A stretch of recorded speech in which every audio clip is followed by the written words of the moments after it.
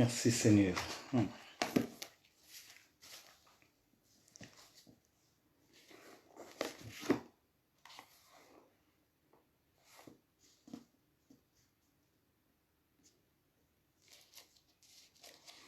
Merci le roi des gloires.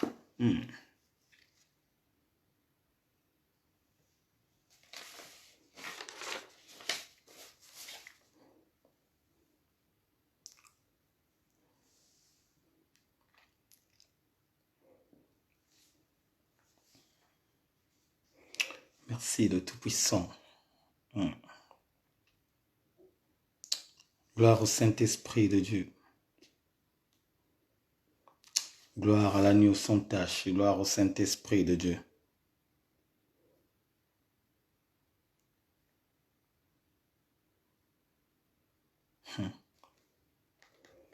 Merci Seigneur. Merci le roi des gloires. Éternel Dieu, merci encore de plus. Merci pour ta bonté. Merci pour ta miséricorde. Nous te remercions encore de plus pour ce bon moment agréable que nous allons passer. Nous te remercions parce que nous savons avec toi, on a plus de confiance. Avec toi, on a de l'assurance. Voilà pourquoi l'honneur, la louange et la gloire te soient rendus. Sois encore célébré, mon Père. Sois magnifié, le Tout-Puissant. Sois ovationné, le Tout-Puissant. Nul n'est comparable à toi, Seigneur. Nul n'est comparable à toi, Yahweh. Personne n'est semblable à toi, Seigneur. Personne n'est comparable à toi, Yahweh. Toi qui dis la chose et la chose se manifeste. Toi qui étends ta main et ta main réagit. Toi qui es l'omniscient, Papa. Toi qui es l'omniprésent, le roi des gloires. Toi qui es l'omnipotent, le tout-puissant. Toi qui connais la motivation de tout un chacun. Toi qui nous connais, Seigneur Père, dans les comportements que on a chacun de nous. Voilà pourquoi l'honneur, la louange et la gloire te soient rendues. Merci Seigneur. Merci pour ta présence en ce moment, Seigneur. Merci pour ta présence. Seigneur, j'aime ta présence parce que ça me fait du bien. Seigneur, nous aimons ta présence, Seigneur, parce que ça nous fait du bien. Seigneur, nous aimons ta présence parce que ça nous rend heureux. Nous aimons ta présence, le roi des gloires, parce que ça nous donne les capacités, le Tout-Puissant, de surmonter en toute attaque. Nous aimons ta présence parce que quand tu es là, on a de l'assurance. Quand tu es là, tu fais des choses extraordinaires. Quand tu es là, le roi des gloires, tu nous parles puissamment. Voilà pourquoi à chaque instant, nous aimons ta présence parce que ta présence est très importante dans notre vie. Que ça soit administrativement, que ça soit spirituellement, que ça soit parentalement, Seigneur, ta présence a de l'impact dans nos vies. Voilà pourquoi nous t'appelons urgemment. Nous t'appelons urgemment que tu descends, Papa. Descends, viens nous parler, le roi des gloires. Descends, viens contoitiser la vie de tout un chacun. Descends, viens connecter, oh my God, l'esprit de tout un chacun, afin que nous restons réellement câblés, ciblés dans ta présence et que ta présence nous donne du réconfort. Oh my God. J'aime ta présence, le roi des gloires. Quand on me dit d'aller dans ta maison, Seigneur, quelle joie immense. Quelle joie qui est dans mon cœur. Quelle joie, le roi des gloires, qui est dans mon cœur. Quand on me dit de rentrer dans ta maison, j'ai de l'assurance parce que quand je rentre dans ta maison et quand je sors toujours rempli du Saint-Esprit. Alléluia. Seigneur, souviens-toi de mon frère André Mapieta. Seigneur, souviens-toi de l'évangéliste Oscar. Seigneur, souviens-toi de ma sœur Kelly. Oh my God. Souviens-toi, oh Seigneur mon Dieu, de ma sœur Cécilia. Étends ta main dans la vie de ma sœur Babel, je dis Kaël. Oh Yahweh. Seigneur, que ce peuple béni de toi, reçoit dès maintenant une forte puissance venant de toi. Que ce peuple béni de toi reçoit maintenant l'ouverture de l'esprit. Que ce peuple béni de toi reçoit maintenant une révélation au nom puissant de la vraie dimension céleste. Alléluia. Alléluia. Merci Seigneur. Alléluia. Merci Seigneur. Que la sœur Viali soit bénie. Que la sœur Viali soit bénie, papa. Que la sœur Ivana soit bénie dans ton nom précieux. Que la sœur Solange Maïtoukou soit bénie, le roi des gloires. Que la sœur Chance soit bénie, Seigneur Père. Merci, le roi des gloires. Merci, l'Éternel. Merci, le Tout-Puissant. Tu es tellement bon, papa. Tu es tellement bon parce que, Seigneur, quand on se ressemble, Seigneur Père, quand on est là, quand on se rassemble, le roi des gloires, je sais que tu vas encore parler puissamment. Je sais que tu vas encore déverser des grâces excellentes. Je sais que tu vas libérer les captifs. Je sais que tu vas anéantir toute attaque du diable. Je sais que tu vas ressusciter les gens qui étaient dans les mauvaises vies. Oh, oh. Merci Seigneur. Seigneur, que ta main est tendue. Que ta main commence à sillonner. Seigneur, que ta main commence à sillonner. Seigneur, que ta main commence à sillonner. Que ta main, Seigneur, commence à toucher. Commence à toucher, Seigneur, tes enfants. Ceux qui ont les difficultés, papa, en ce moment, tu commences à libérer. Ceux qui sont, Seigneur Père, malades, tu commences à guérir. Ceux qui ont les problèmes de travail, tu commences à ouvrir les portes pour rentrer dans les entrepôts. Seigneur, ceux qui ont les difficultés de trouver une bonne personne, tu commences déjà à préparer la personne, Seigneur Père. Seigneur, j'abandonne la vie de ma sœur Myrja entre tes mains. Seigneur, j'abandonne la servante Myrja entre tes mains. Là où elle est, Seigneur Père, elle est en train de ressentir ta présence. Là où elle est, Seigneur Père, tu es en train de commencer à faire un travail extraordinaire. Parce qu'avec toi, nous avons du réconfort. Avec toi, nous sommes plus que vainqueurs. Papa Roger, entre tes mains, le roi des gloires. Oh my God. Maman Julie, entre tes mains, le roi des gloires. Oh Seigneur. Seigneur, j'abandonne tous tes enfants qui sont connectés en ce moment. Entre tes mains. Oh my God. Et je vois réellement cette sémence véritable que tu as plantée dans leur vie. Je vois réellement une véritable sémence que tu as plantée dans leur vie.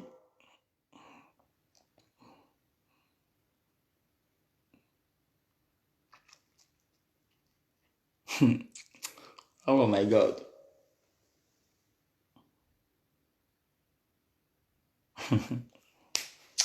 Alléluia.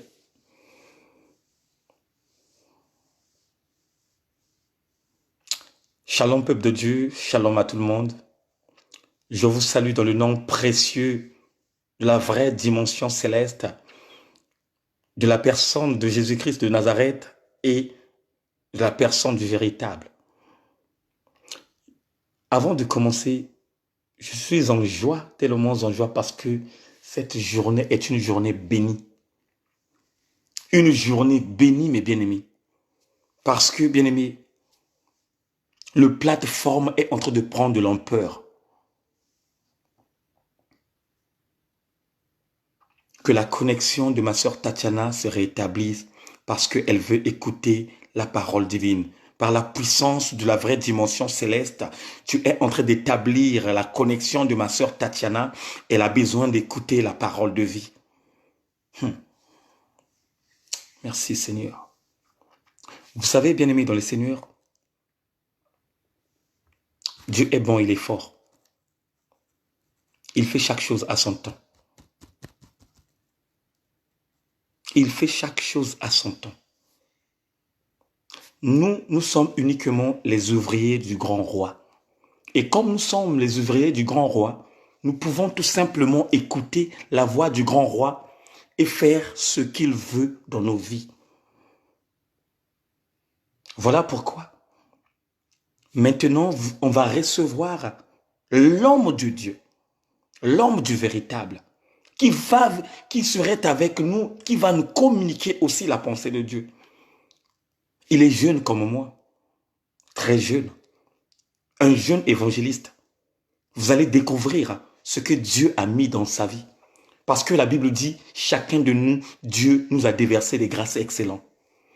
La grâce qui est en moi, ce n'est pas la même grâce qu'il a reçue. Il y aura des servantes de feu qui vont nous communiquer la pensée de Dieu. Parce que, bien aimé, dans la chambre haute, quand Dieu a envoyé le Saint-Esprit de Dieu, il n'y avait pas seulement des apôtres, mais il y avait aussi des servantes de Dieu qui ont reçu le Saint-Esprit et que Dieu a utilisé aussi puissamment de sortir hors de la maison du grand roi et d'aller faire l'évangélisation. Et il y aura des temps aussi, on va recevoir aussi des servantes divines. Voilà pourquoi hier je vous avais communiqué, maintenant je vais commencer réellement à vous enseigner un enseignement approprié afin que chacun de nous puisse grandir spirituellement et de passer ici à cette plateforme de nous communiquer aussi la pensée de Dieu. Ce n'est pas moi tout le temps qui va à chaque fois édifier le peuple de Dieu. On doit faire les tours, bien-aimés. On doit tourner. Ce n'est pas mon ministère, mais c'est le ministère de Dieu. Et comme vous le savez, que Dieu est dans la dimension du partage. Nous aussi, nous devrons avoir le même partage que Dieu se manifeste dans sa vie. On doit tourner, on doit faire grandir la plateforme. Et c'est là où on va aussi recevoir de notre part de ce qu'il a mis dans les serviteurs qui passeront ici. Donc, on aura l'occasion, bien aimé, le vendredi, d'écouter la bonne parole divine que l'évangéliste Oscar, qu'il va nous communiquer. On va aussi recevoir la sœur Frijnel Matondo qui viendrait aussi communiquer la pensée de Dieu. Il y aura aussi le frère Cardorel aussi, à chaque instant, qui viendrait aussi communiquer la parole de Dieu. Et bien sûr, le Fils du véritable, qui serait tout le temps avec vous, pour communiquer, édifier le peuple, afin que nous tous, nous soyons dans la même droiture. Alléluia. Donc voilà pourquoi, avant de commencer, fallait que je vous annonce cette très bonne nouvelle qui va encore nous donner du réconfort, d'écouter aussi les révélations qui viennent dans les bouches des autres frères. Alléluia. On doit vivre dans la communion fraternelle parce que la Bible dit, quand le Christ est retourné dans la vraie dimension céleste, la parole de Dieu nous dit, ceux qui étaient restés, les disciples qui étaient restés, ils étaient tous dans la communion fraternelle. Ils faisaient tout entre eux dans cet environnement. Ils se partageaient des biens communs. Ils se partageaient de la nourriture, même de la parole divine. Ils se partageaient. Alléluia. Voilà pourquoi vous voyez qu'il y a 5 ministères de Dieu. Pasteur, évangéliste, docteur, apôtre et prophète. Et les cinq ministères, ils n'ont pas les mêmes dimensions.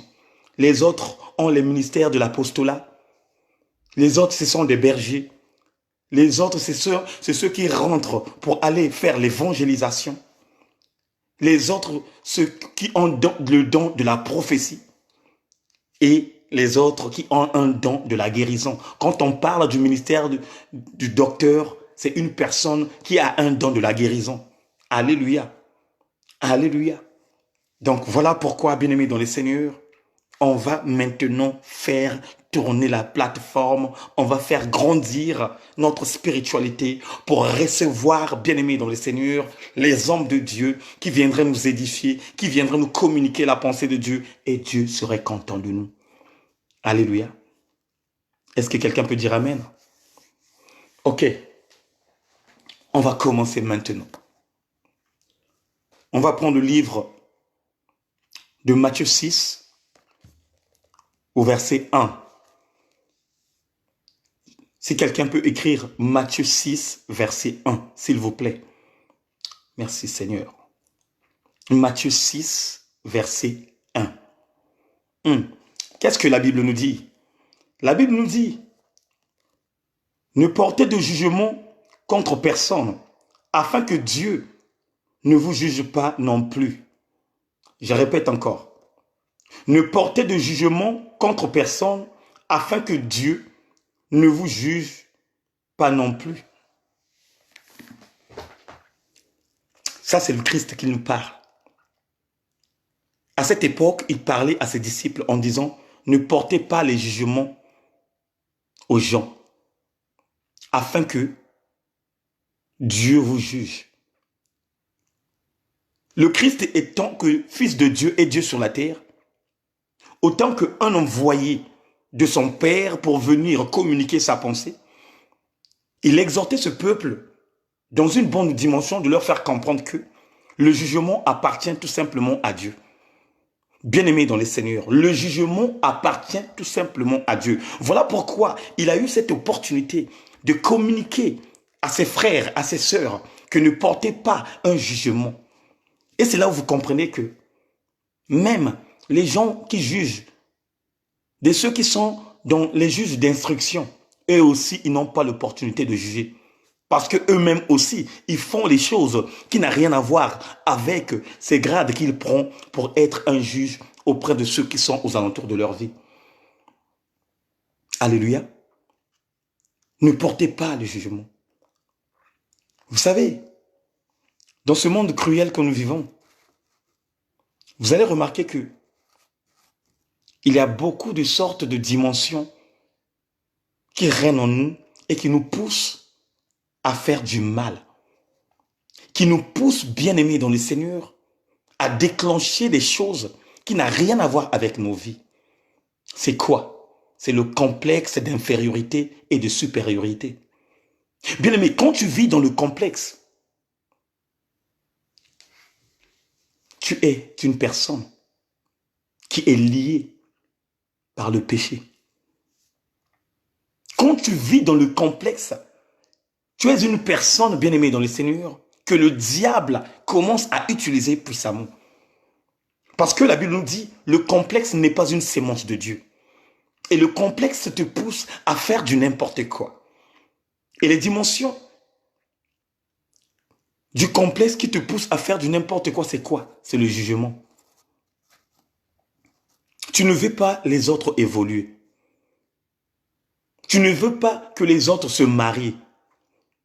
Tu n'aimes pas que les gens avancent, mais toi de ton côté, tu veux que tu puisses avancer plus que les autres afin que toi, que tu règnes toujours au-dessus des autres.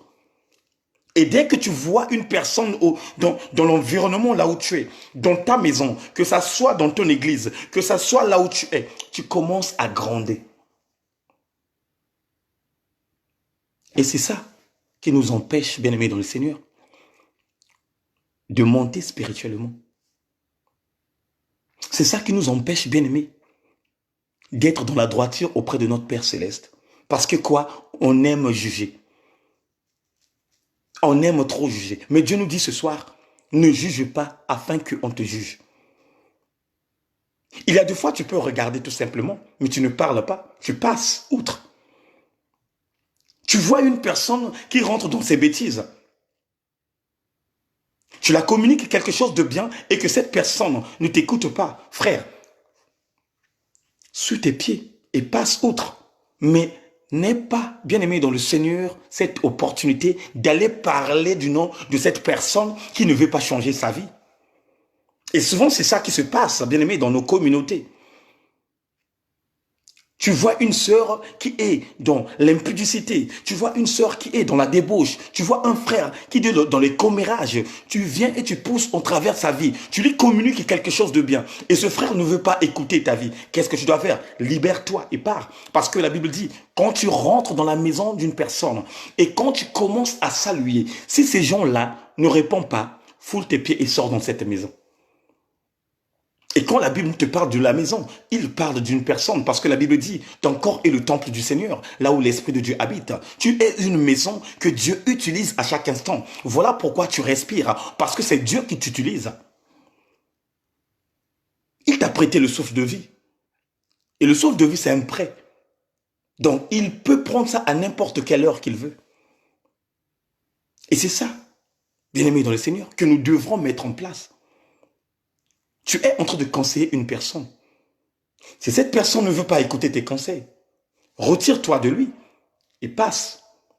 Mais sauf que quand tu te retires de sa vie, n'aie pas l'œil à son égard d'aller parler mal de sa vie. Voilà pourquoi de nos jours, il n'existe plus de meilleurs copains ou de meilleures copines.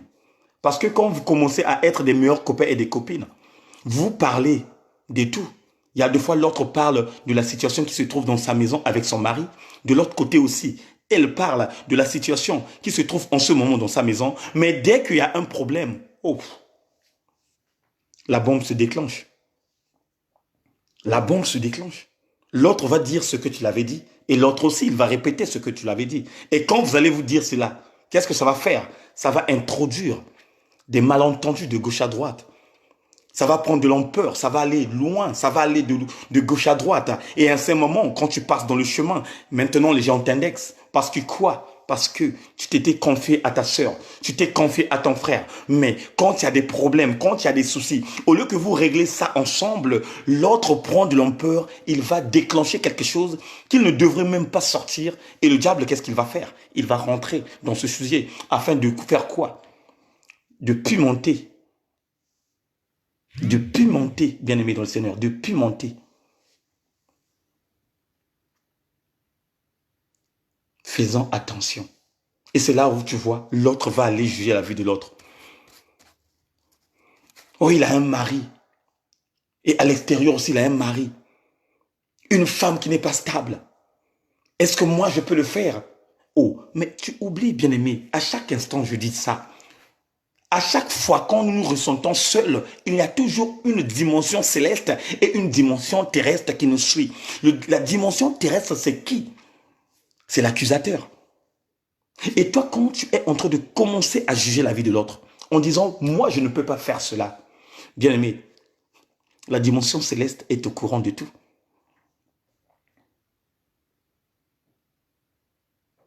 Quand tu dis, moi, Eric, moi, je ne peux pas vendre mon corps.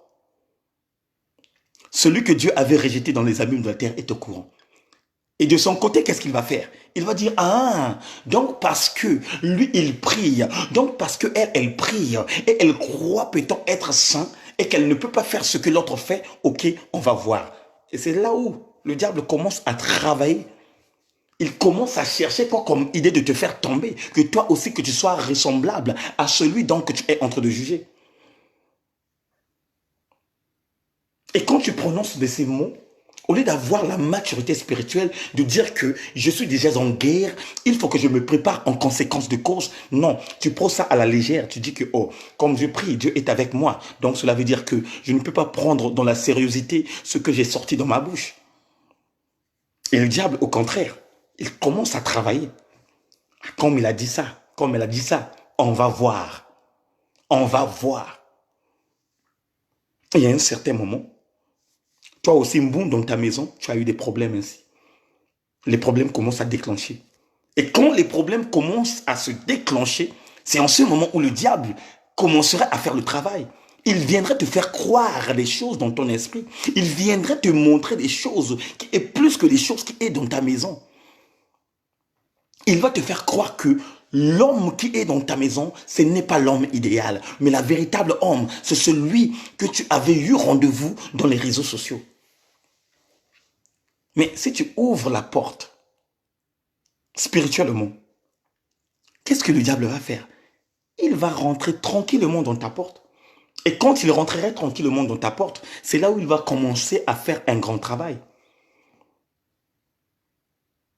Et toi, sans le savoir, que tu avais déjà jugé la vie d'une personne qui est dans la prostitution, qui sort avec des hommes à l'extérieur sans avoir à respecter son mariage. Toi aussi de ton côté, tu commences à être tenté. Première fois, tu refuses. Deuxième fois, tu refuses. Troisième fois, poum, tu tombes dans le bain. Rendez-vous, rendez-vous. Et la personne te prend. Oh, viens, on va faire les courses. Poum, poum. Il va toujours chercher à t'acheter des choses que ton mari ne t'achète pas. Parce qu'il y a des fois, tu as besoin de quelque chose. Tu vois la chose dans la télé, tu dis non, cette chose-là, il faut que j'ai. Et quand tu demandes à monsieur, monsieur dit, je n'ai pas d'argent. Il y a des fois quand tu acceptes, mais au fond de ton cœur, tu gardes le rancœur. Alléluia. Tu gardes le rancœur. Lui qui travaille comme ça, moi je lui dis seulement de m'acheter cette robe-là. Il ne veut pas. Ok, c'est pas grave. Mais dès que tu es en bonne relation avec celui qui est à l'extérieur, oh, alléluia, dès que tu es en bonne relation avec celui qui est à l'extérieur, et vous commencez à parler, vous commencez à parler, vous commencez à pimenter la nourriture, l'appétit vient en mangeant, l'appétit vient en mangeant. À un certain moment, poum, ça va déclencher. Puisque celui que Dieu avait rejeté viendrait te donner des idées que tu puisses la communiquer la chose que tu avais demandé à ton mari. Et qu'est-ce que ça va se passer? Cette personne-là, comme il sait que c'est dans le bon terme que ça se passe votre relation. Nani bomo nanité. Qu'est-ce qu'il va faire? Il va décaisser. Poum, il achète cette robe-là. Cette robe-là rentre dans la maison. Sans monsieur sache que non, ce que tu l'avais demandé, tu l'as acheté. Cette robe-là rentre dans la maison. Pas les chaussures rentrent dans la maison. Et surtout si monsieur connaît réellement tes capacités, tes qualités, si tu ne travailles pas, si tu attends tout simplement l'argent des enfants, si tu attends l'argent de la CAF et tout, nanana. Et si réellement, il connaît très bien que cet habit que tu as acheté est tellement cher que tu ne pouvais même pas décaisser de l'argent. C'est là où le diable commence à agir. Parce que comme monsieur verrait ça, qu'est-ce qu'il va faire? Il va demander. Tu as eu ça où? Toi, tu ne travailles pas. Tu attends seulement l'argent des enfants. Et l'argent des enfants, c'est temps. Et ça, quand j'ai regardé ça sur l'internet, ça coûte tant. Tu as eu ça où? Tu achetais ça où? Mais si tu n'as pas la vérité dans ta bouche, qu'est-ce que tu vas faire? Tu vas rentrer dans la tromperie de tromper le monsieur. Et si le monsieur a l'esprit éveillé, il ne va pas écouter ce que tu dirais. Ses pensées vont aller loin. De voir que non, tu es sorti à l'extérieur de la maison pour aller chercher quelque chose et d'emmener ça dans la maison. Et c'est là où la guerre est. Et quand c'est la guerre, qu'est-ce que ça va faire? Ça va prendre de l'ampleur. Ça va sortir de gauche à droite. Et les gens vont entendre ça. Au moment où les gens entendraient ça, c'est les mêmes personnes encore qui va aller parler à cette sœur-là que tu avais insultée, à cette sœur-là que tu avais indexée, cette sœur-là que tu avais dit, toi tu es dans la débauche, toi tu es dans l'impudicité et toi tu es dans les commérages. Faisons attention. Dieu nous dit, ne juge pas, afin que lui-même, qu'il te juge. Une personne qui marche dans l'humilité altruiste est une personne qui conserve uniquement son calme. On est en train de parler d'une personne dans un environnement et toi, tu te manifestes dans cet environnement. On parle d'une personne que tu connais. Toi, qu'est-ce que tu fais? Tu rentres aussi dans ces jeux. Fais attention. Cette personne qui rentre dans ce jeu est une personne aussi qui rentre dans le jugement. Quand tu marches avec un voleur, toi aussi, tu es considéré comme un voleur. Quand tu marches avec une prostituée, tu es aussi considéré comme étant prostituée parce que tu ne donnes pas les bons conseils à cette personne qui est prostituée, mais tu es avec lui à chaque instant, à chaque moment et tu l'encourages de toutes les bêtises qu'elle fait. Et c'est ça qui est très dangereux dans nos vies. C'est ça qui est très dangereux. Ne cherchons pas à rentrer dans le complexe d'infériorité ni de supériorité. Parce que lui, il travaille maintenant dans des bureaux et que moi aussi, je dois aussi travailler dans des bureaux. Est-ce que toi, tu connais ses capacités? Et est-ce que toi, tu connais son intelligence? Tu connais donc la manière qu'il vit? Tu connais quoi comme chose qu'il a fait afin qu'il puisse monter dans cette dimension qu'il est? Bien aimé dans le Seigneur, il y a des fois nous-mêmes, nous rentrons dans les bêtises. Il y a des fois nous-mêmes, Nous rentrons dans les dimensions où tu es en train de livrer ta vie entre les mains du diable. Tu es allé en Europe, ça fait déjà 10 ans, 20 ans que tu es là. Tu retournes au pays. Dès que tu arrives, on commence à te montrer des choses. Ça, c'est la maison d'un tel. Ça, c'est la maison d'un tel. Oh, un tel. Ça, c'est sa maison. Mais comment il a fait pour avoir cette maison? Toi, on t'a seulement montré, ça, c'est la maison d'un tel. Mais ne cherche pas à savoir ce que le monsieur a fait afin qu'il puisse construire cette maison. Complexe d'infériorité. Oh, mais moi, je les connaissais, non. On était à l'école. Il n'était pas intelligent. Mais pourquoi tu rentres dans ce jugement? Même si la personne n'était pas intelligente. Même si la personne n'était pas intelligente à l'école. Mais il peut avoir cette intelligence de l'économie. La Bible dit, Pierre, Jacques et Jean n'étaient pas à l'école. Mais ce ne sont pas les mêmes personnes qui ont parlé puissamment du Saint-Esprit de Dieu à travers le monde. Ce ne sont pas les mêmes personnes qui ont décortiqué la parole de Dieu dans une haute dimension.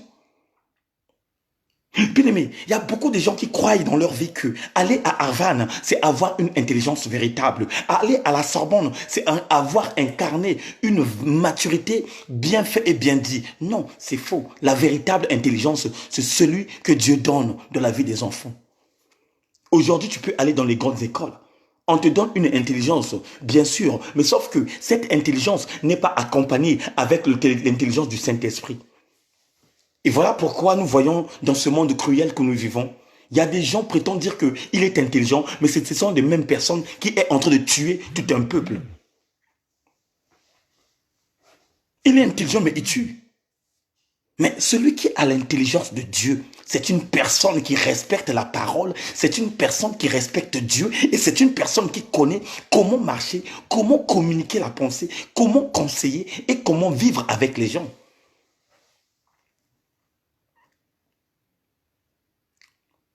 L'intelligence de Dieu ne demande pas l'argent. L'intelligence de Dieu ne demande pas que tu puisses signer un chèque afin qu'on te rende ça dans les propres mains. Non. Mais l'intelligence de Dieu vient tout simplement dans l'obéissance et les sacrifices. L'intelligence de Dieu ne vient pas dans le jugement.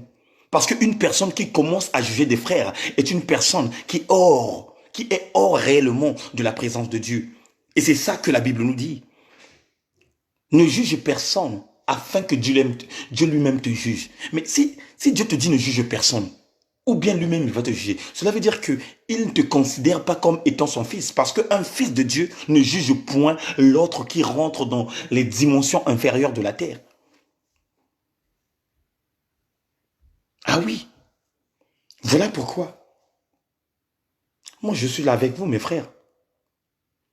Je ne suis pas là à parler même les noms des gens. Non, moi je suis là à parler uniquement le nom de la véritable dimension céleste qui est le nom du véritable. Et c'est ce nom que je dois communiquer à mes frères et sœurs afin que mes frères et sœurs aussi rentrent dans cette dimension que Dieu a mis dans ma vie.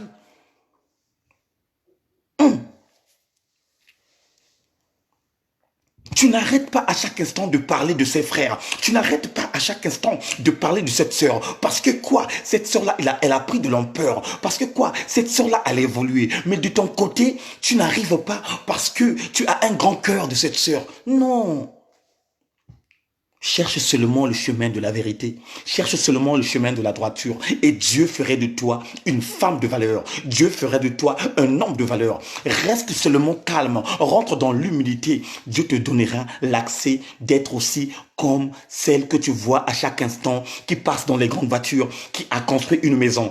Toi, Dieu te cherche tout simplement de croître dans la spiritualité, de monter dans une autre dimension spirituelle afin d'aller toucher des choses mystiques qu'il nous a préparées.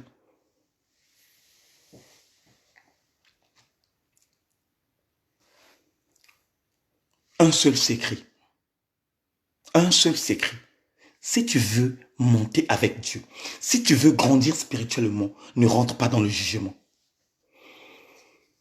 Que ce soit les églises que nous voyons, que ce soit les catho-catho, ne rentre pas dans le jugement. Laisse-les faire leurs choses. Le jugement n'est qu'à Dieu. Toi, occupe-toi seulement de ce que Dieu t'a donné. Occupe-toi seulement de ce ministère que Dieu t'a donné. Occupe-toi seulement de cet environnement spirituel, là où tu pries. Mais n'indexe pas les autres environnements parce que eux, ils sont dans le faux. Laisse-leur avec leur faux. Dieu les jugera eux-mêmes. Quand j'avais commencé le ministère, je me souviens très bien. Quand j'avais commencé, il y avait des certains moments, je rentrais dans le jugement. Oh, les intels qui sont comme ça, les intels qui sont comme ça. Un jour, j'étais en jeûne et prière. Voilà pourquoi, bien aimé, le jeûne et prière est très important pour nous, les enfants du grand roi. J'étais en jeûne et prière. Je priais à un certain moment, en dormant, le Père est venu me parler. Il m'a dit, Eric, je ne t'ai pas établi évangéliste pour juger les autres. Je ne t'ai pas établi le Fils du véritable pour aller juger. Mais toi, la seule chose que tu as cherché, cherche réellement ton royaume et laisse le jugement m'appartient. Alléluia. Alléluia. Et le lendemain, quand je me suis réveillé, j'ai dit non. J'ai dit non. Je ne peux plus rentrer dans cette dimension. Je ne peux plus essayer d'aller toucher de ceux qui rentrent dans leur abomination. Puisque Dieu m'a dit de chercher uniquement le chemin de la droiture, de chercher uniquement ce qu'il a établi. Et qu'est-ce que je vais faire? Je vais chercher ce qu'il a établi. Et c'est ça, bien-aimé dans les Seigneurs, qui te donnerait du réconfort avec Dieu. C'est ça qui te donnerait une bénédiction absolue. Parce qu'il y a deux fois, nous bloquons nos bénédictions dans ces mêmes bêtises. Dieu t'avait réservé une bénédiction, mais sauf que tu n'as pas encore eu la maturité spirituelle pour aller toucher cette bénédiction, parce que tu es toujours une personne qui va aller indexer les autres, qui va aller parler mal des autres, qui va aller prophétiser pour les autres. Je ne peux pas comprendre une sœur qui cherche la mort d'une autre personne. Oh, quelquefois, Akoufa. Oh, mais c'est grave. Ce n'est pas la parole de Dieu qui nous dit de ce même bouche qui bénit et ce même bouche qui guérit. Et même dans cette même bouche qui bénit vraiment et cette même bouche qui tue. Mais toi, quand tu dis que cette sœur-là qu'il va mourir, mais tu es en train de salir cette parole maudite qui peut faire mal à la personne si cette personne-là n'a pas la vraie dimension céleste.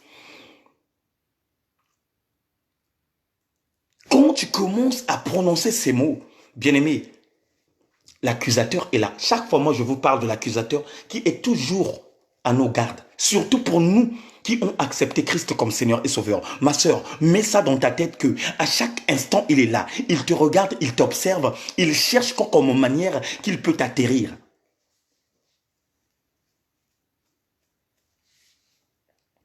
Et quand tu dis ce mot-là, il est là, il entend. Que non, tu as prophétisé la mort d'une personne. Et qu'est-ce qu'il va faire de son côté? Comme c'est toi qui as prophétisé, lui de son côté, il va tout simplement accomplir. Accomplir avec quoi? Avec la méchanceté. Toi, tu as dit, demain après-demain, on t'annonce un tel est mort. Mais les gens vont dire quoi? Tu es une sorcière. Mais il y a deux fois, tu n'es pas sorcière. Mais sauf que c'est ta bouche qui a mal parlé. C'est ta bouche qui a mal dévoilé les choses. Voilà pourquoi j'attire l'attention à tous les parents. J'attire l'attention à tous les parents. Surtout à ceux, à chaque instant, qui insultent leur enfant.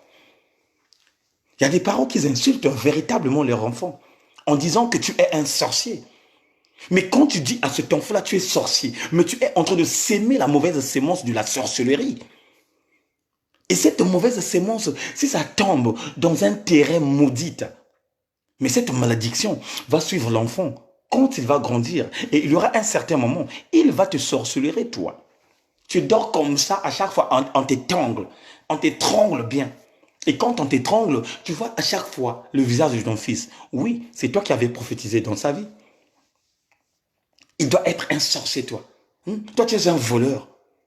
Demain après-demain, il va voler. Regardez-moi. Excusez-moi pour le terme. Regardez-moi cette pute-là. Regardez-moi.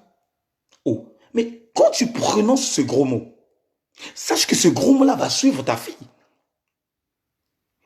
Et c'est là où nous voyons que les gens disent que, oh, telle mère, telle fille. Non, il y a deux fois, telle mère n'est pas comme telle fille. Donc si la maman était dans la prostitution, automatiquement aussi, l'enfant doit rentrer dans la prostitution. Non, je refuse ça. Si le papa, il buvait beaucoup d'alcool, et l'enfant aussi doit incarner ce que le père a mis. Non, je refuse ça. Je refuse. Chacun de nous a son cœur. Chacun de nous a son esprit. Alléluia. Chacun de nous a son avenir ici sur la terre. Chacun de nous a ses comportements. Chacun de nous a son tracé. Cela veut dire que nous ne pouvons pas partager les mêmes choses, même si on est né de même père ni de même mère. Non. Voilà pourquoi, bien-aimés dans le Seigneur, on doit sortir dans la servitude du complexe de l'infériorité et de supériorité. On doit sortir dans le jugement. Le jugement ne nous appartient pas. Le jugement appartient à Dieu. Si tu sais que le jugement appartient à Dieu, là où tu es, tu dois comprendre que je ne peux plus jouer ce jeu et ce rôle de juger n'importe qui. Je ne peux plus indexer n'importe qui. Et moi, la seule chose qui doit me préoccuper, c'est de chercher la face de Dieu. Merci Seigneur.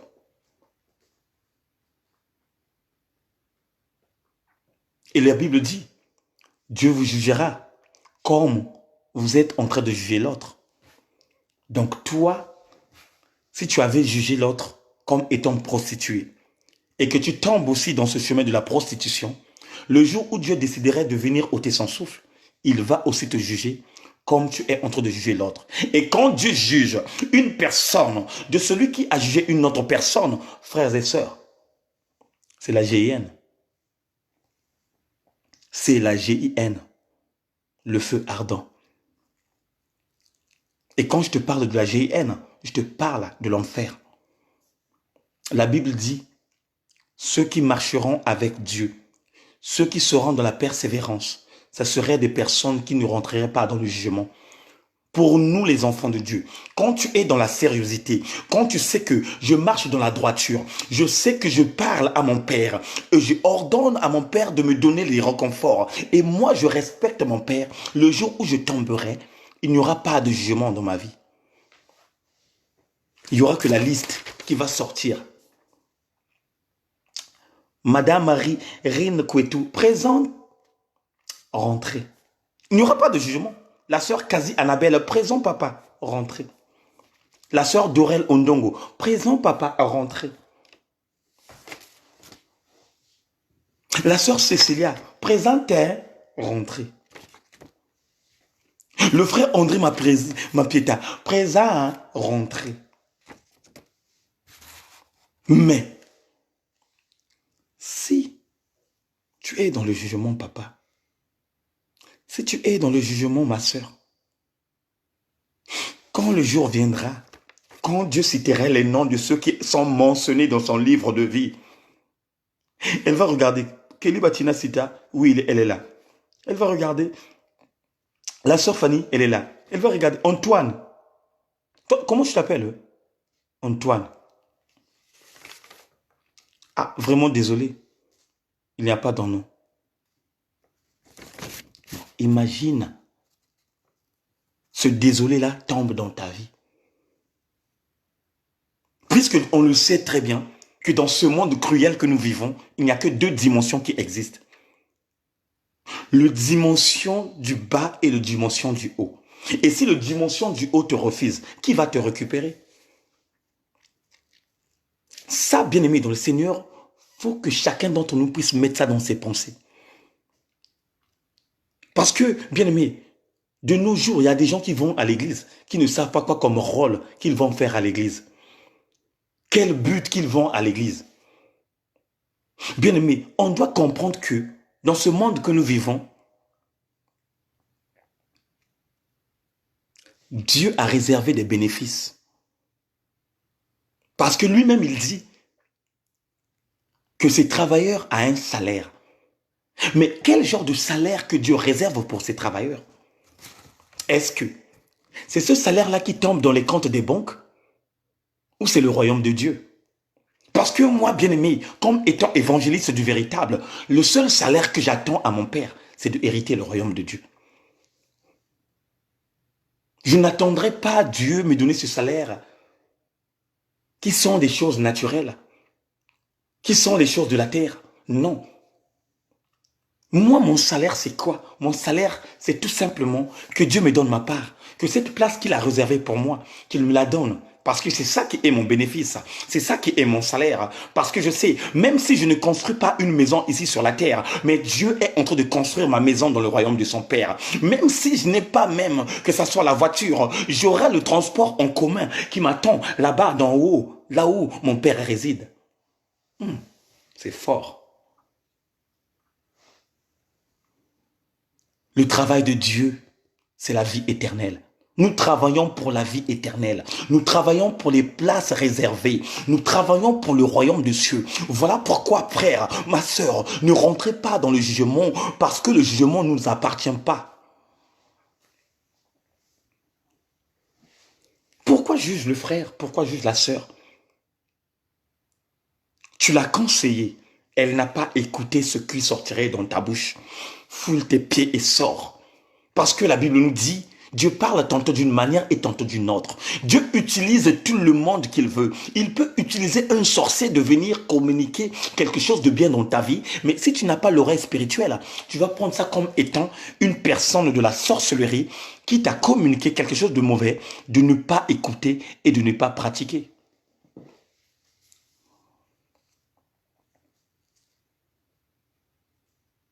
Un sorcier peut te communiquer quelque chose de bien. Parce que lui aussi, il est spirituel. Il sait quoi comme chose qui se passe là où il te prévient. Le sorcier peut te dire, je ne veux plus te voir avec cette fille-là. Comme cette fille-là, c'est ta meilleure copine. Mais cette personne, dans le quartier qu'on ne connaît qu'un vrai sorcier de métier, il peut venir te voir, la sœur d'Aurel. Je ne veux plus te voir avec cette sœur-là. Mais si tu n'as pas l'ouverture de l'esprit, si tu n'as pas l'élimination surnaturelle, tu vas dire, oh, le sorcier là, il est compliqué. Au un, il est sorcier. Et au deux, il ose de me parler de mon meilleur ami, de celui qui, à chaque fois, qui est avec moi. Mais sans le savoir peut-être, cette personne que tu prétends dire la meilleure amie, c'est une personne aussi qui travaille avec ce sorcier. Toi, dans la nuit, quand tu dors, cette personne-là, elle sort. Tantôt, elle va chercher ce sorcier-là, de venir même dans ta maison, de voir quoi comme chose qui se passe dans ta maison. Et Dieu touche le cœur de ce sorcier, tellement que ce sorcier a vu une lumière resplendide dans ta vie. Qu'est-ce qu'il te dit? Il t'épargne. Alléluia. Voilà pourquoi. Réveillons-nous spirituellement. Réveillons-nous spirituellement. Ne cherchons pas à plaire aux gens, mais cherchons à plaire à Dieu.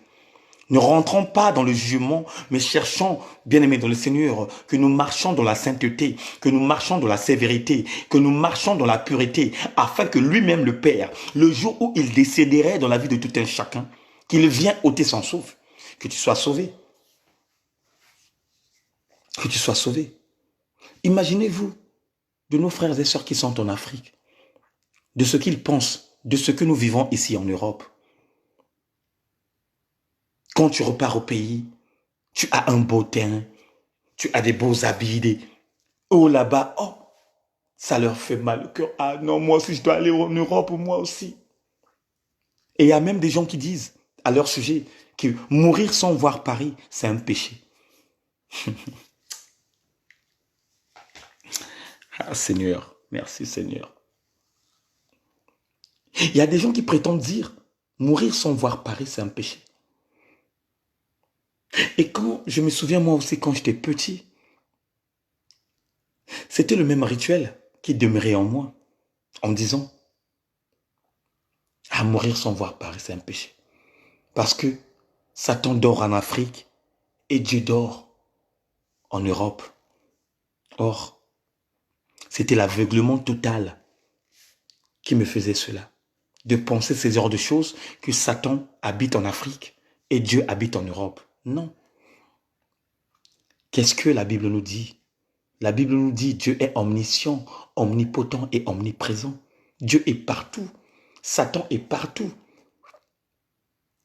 Je peux vivre ici en Europe, mais un jour ne pas hériter le royaume de Dieu. Parce qu'il y a des rituels qui se passent ici, qui sont fréquemment puissants, qui nous bloquent des situations, qui t'empêchent même d'aller prier. Et c'est à ce complexe qui est en train de tuer beaucoup des enfants du grand roi qui sont en Afrique. Voilà pourquoi de nos jours, nous voyons des gens traverser la mer.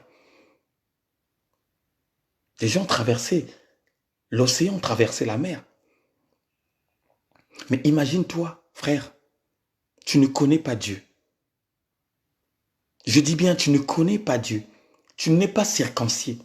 Tu vas traverser la mer. Tu tombes dans la mer. Tu meurs dans la mer. Est-ce que tu vas hériter le royaume de Dieu? Est-ce que tu vas aller en enfer?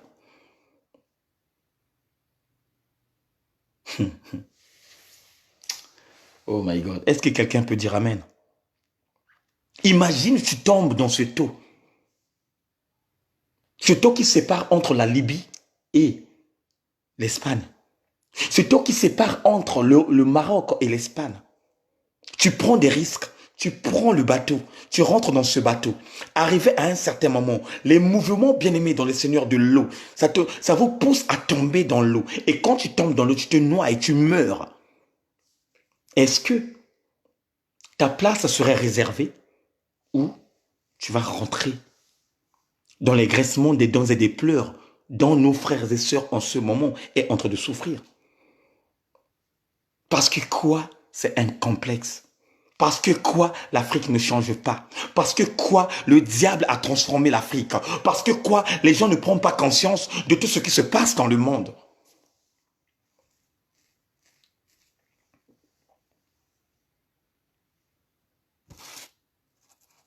Ce n'est pas parce que tu es en Europe et que tu peux hériter le royaume de Dieu. Non, c'est faux. Le royaume de Dieu se prépare. Le royaume de Dieu se travaille. Il y a des principes que Dieu a basés, que toi et moi, bien-aimés dans le Seigneur, que nous pouvons incarner et mettre en place. Tu peux avoir écouté la théorie, mais Dieu t'attend en pratique. Dieu t'attend à la pratique. Imagine que tu es dans une école de formation. Tu écris, tu rentres à la maison, tu lis. Tu écris, tu rentres à la maison, tu lis. Mais sache qu'il y aura un jour qui viendrait où tu irais en pratique. On va te poser les mêmes questions que tu as écrites pendant la formation, que tu dois développer. Et quand tu vas à l'école, tu écris seulement, tu rentres à la maison, tu ne lis pas. Comment tu pourrais savoir que c'est cette chose-là qu'on va me communiquer? Et vous allez remarquer que souvent, des choses que nous négligeons pendant le tracé de nos études, ce sont les mêmes choses qui reviennent à l'examen. Ah, ça là, on ne peut pas poser ça. Ah, ça là, je ne crois pas. Mais ce que tu ne crois pas, c'est ce qui vient à l'examen. C'est ce que tu ne peux trop dire. Non, ça ne peut pas venir. C'est ça aussi qui va venir. Voilà pourquoi un peuple de Dieu ne doit pas négliger, que ce soit des petites choses, que ce soit des grandes choses. Toutes les choses, tu dois les méditer. Toutes les choses, tu dois les incarner. Que ce soit ça, c'est un petit verset, tu dois la maîtriser. Que ce soit c'est un verset qui est grand, tu dois la méditer parce que tôt ou tard, ces versets-là te donneraient l'opportunité de communiquer une pensée à une personne qui veut écouter la voix de Dieu. Tu dois sortir dans la servitude du diable, à rentrer dans le complexe de l'infériorité et de la supériorité. Le complexe n'est pas une sémence de Dieu. Que le frère Eric a acheté son survêtement Adidas, moi aussi de mon côté, je dois acheter ce survêtement. Mais tu ne connais pas combien je gagne pour aller acheter un survêtement qui me coûte presque de 200 €. Imagine, toi, tu manges que l'argent de la CAF. Tu attends tout simplement l'argent des enfants. Et tu rentres dans un magasin, tu trouves une robe belle, bien vraiment, tu dis, ça là, quand le frère il va se marier, c'est ça que je vais mettre. Et en regardant dans ton compte, tu n'as pas beaucoup d'argent. Qu'est-ce que tu vas faire? Tu peux te transformer en prostituée, d'aller vendre ton corps, afin d'acheter la chose que tu as vue. Et sans le savoir que tu rentres dans le péché. Voilà pourquoi il y a des gens qui tombent dans les pommes. Il est marié. À l'extérieur, il a un petit copain. À chaque fois et à chaque instant, quand il s'avertit de tromper son mari, il va toujours chercher une veille de prière ou bien une veille mortuelle. Que non, c'est la veille d'un tel, je dois aller là-bas. Arrivé là-bas, le monsieur appelle, oh, ta femme est là. Allez, dans quelques minutes là, poum, tu vas aller chercher ce que tu veux à une autre personne. Mais quand tu tombes dans la maison d'une personne, et que quand Dieu décidera de venir prendre et ôter ta vie, mes frères, ça serait désolé de toi. Tu meurs dans la maison d'une autre personne au moment où tu es marié. Frère, mets ça dans ta tête, direction la GN. Mets ça dans ta tête, direction le feu ardent. Tu es marié, tu t'es engagé, tu as dit à Dieu, celui que tu m'as donné, que ça soit le pire, que ça soit le meilleur, c'est lui que j'ai choisi. Et tu tombes dans les pommes, tu meurs dans une autre maison. Frère, n'attends pas le paradis. N'attends pas le paradis, ma sœur. Directement, c'est la GN. Voilà pourquoi, méfie-toi de ce groupe que tu t'es, oh my God, de ce groupe que tu as formé. Méfie-toi des mauvaises personnes qui campent autour de ta vie, de ces personnes qui te communiquent des mauvaises choses. Parce que de ces personnes, c'est là où viendrait ta chute. Les Moziki. Vous savez, les Moziki là est en train de tuer beaucoup des mariages. Hein. Les associations là, il y a beaucoup des associations qui sont abominables, qui est en train de séparer les maris des autres. Parce que quoi? Tu vas dans cette association, puisque cette association n'est pas une association appropriée qui parle puissamment de Dieu. Tu vas là-bas, tu vas te croiser avec une autre personne et tu commences à tromper le mari qui est dans ta maison. Quelle honte! Et demain dimanche, tu vas aller à l'église. Oh Seigneur, ah Seigneur, Seigneur. Mais tu passes ton temps, frère. Tu passes ton temps, ma sœur. Et quand tu avais fait des bêtises, tu ne savais pas que Dieu était là et il te voyait. De ton côté, tu prétends dire que non, il n'y a personne qui est à mes côtés. Donc, je peux faire la connerie, je peux faire mes bêtises. Il n'y aura personne qui va me voir. Mais, frère, ma sœur, mon bien-aimé dans le Seigneur, mais le Saint-Esprit est là. Parce que le Saint-Esprit est toujours dans la mission. Depuis que le Christ a envoyé le Saint-Esprit sur la terre, le Saint-Esprit de Dieu est toujours dans la mission. Et il est là, il nous observe, il est là, il nous protège, il est là, il nous garde, il nous communique la bonne pensée, il nous montre le bon chemin. Mais quand toi tu choisis le mauvais chemin, bien aimé dans le Seigneur, c'est lui qui parle à ton Père qui est dans le lieu secret. Parce que le Saint-Esprit de Dieu, c'est la troisième personne du Christ. Toutes les œuvres que tu fais en ce moment, tout ce qui demeure en ce moment dans ta vie, le Saint-Esprit de Dieu donne la communication à celui qui est dans le secret. À chaque instant, il va, il parle pour toi. À chaque instant, il donne les résolutions pour toi. À chaque instant, il parle donc la manière et la façon que tu te comportes. À chaque instant, il donne des indicatifs à notre Père Céleste. Et toi, tu es là, aveugle que tu es. Tu dis non, il n'y a personne qui me voit. Donc, cela veut dire que je peux faire tout ce que je veux. Et à un certain moment, qu'est-ce que Dieu va faire? Dieu va te livrer, il va te livrer en spectacle, que les gens voient de la vraie dimension que tu es. C'est là où vous voyez que cette personne qui prétend dire la fidèle de son mari, demain après-demain, poum, photo na Facebook, poum, WhatsApp, poum, Viber. Match Manissa. Le match est fini. Oh, c'est le sort là. Ah non, non, non, non, non, non. Ça, ce sont des photos montées. Non, mon frère, non, ma soeur. Ce ne sont pas des photos montées. C'est ce qu'elle faisait et Dieu l'a livré en spectacle. Parce que Dieu livre en spectacle. Et quand je te parle du spectacle, cela veut dire que tout le monde qui te croyait comme étant une personne pieuse, une personne sérieuse, vont te voir. Le spectacle. Les gens vont voir réellement ta face. Les gens vont voir réellement ce qui est dans ton cœur. Les gens vont voir ton comportement. Et quand ils vont voir ton comportement, c'est là où ils se diraient, oh, nul n'est parfait dans ce monde. Oui, nous savons que nul n'est parfait dans ce monde. Mais c'est tellement que on a la sérieuxité dans nos vies. On marche. dans la sincérité, on marche dans la sévérité, on marche dans la crainte. Une personne qui marche dans la crainte, c'est une personne qui respecte Dieu. Mais une personne qui ne marche pas dans la crainte, c'est une personne qui expose Dieu partout là où il part. C'est fort. Voilà pourquoi, peuple de Dieu, marchons dans la crainte. Je sais que tu es belle, ma sœur. Je sais que tu es beau, mon frère. Mais cette beauté bien-aimée dans le Seigneur attire l'attention de celui que Dieu avait rejeté dans les abîmes de la terre. Cette beauté attire l'attention de celui qui n'est pas avec nous. Comme il n'est pas avec nous, qu'est-ce qu'il va faire de son côté? Il va chercher à utiliser cette beauté que tu as pour qu'il te détruise totalement.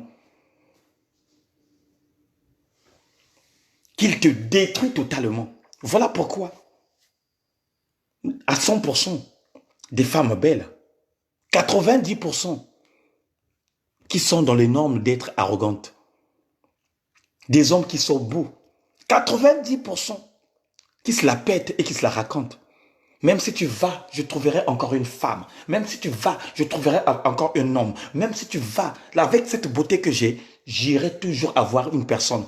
Or, tu ne comprends pas que à chaque fois quand tu changes des hommes, tu crées toujours les liens. À chaque fois quand tu changes des femmes, tu crées toujours les liens. Et ces liens que tu crées, ce sont des choses qui vont détruire ta vie, qui vont détruire ton ministère et qui vont détruire tout dans ta vie.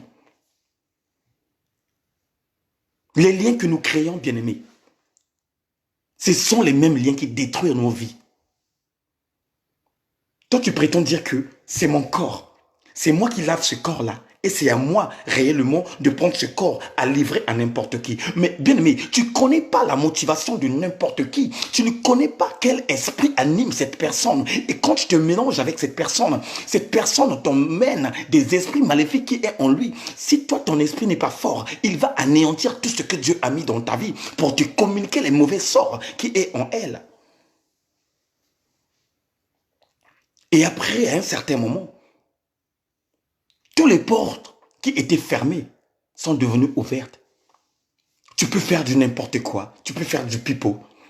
Même si les gens t'insultent, toi, ça ne te regarde pas. Parce que quoi? Les mauvais esprits t'ont communiqué les mauvais sorts de ne plus en avoir la honte. Il y a des fois, même quand tu sors, même les mini-jupes que tu portais pas, tu vas oser même de porter ces mini-jupes pour faire comprendre aux gens que c'est moi qui est maître de mon corps. Or, la Bible dit, laissons la volonté du Père se manifester dans nos vies.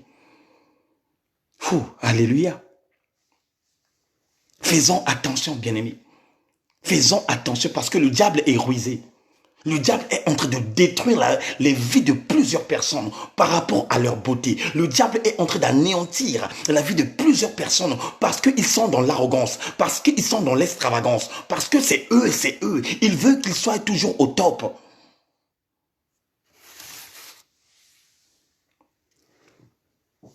Tu n'as rien. Mais cherche à courir derrière le Seigneur. Tu n'as rien. Cherche à courir derrière Dieu.